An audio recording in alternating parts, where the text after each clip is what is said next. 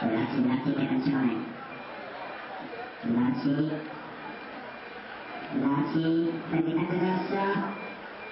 Ecco. Questo, allora passiamo di corso adesso. Via. Non è l'ultimo modello di semaforo intelligente, nemmeno una candid camera. È il primo passo della nuova campagna di sicurezza stradale. Nel mirino del gruppo dal nome provocatorio.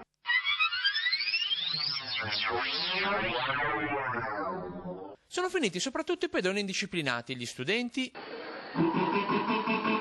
Partiamo per adesso? Cosa state facendo, ragazzi? Il semaforo è rosso.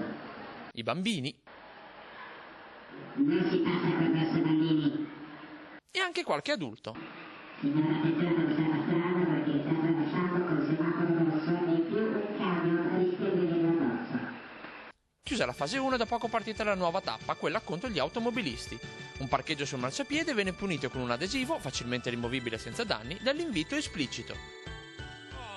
Mistero svelato quindi solo in parte, resta da scoprire chi si cela dietro il gruppo. I ben informati assicurano ancora pochi giorni e tutto sarà spiegato.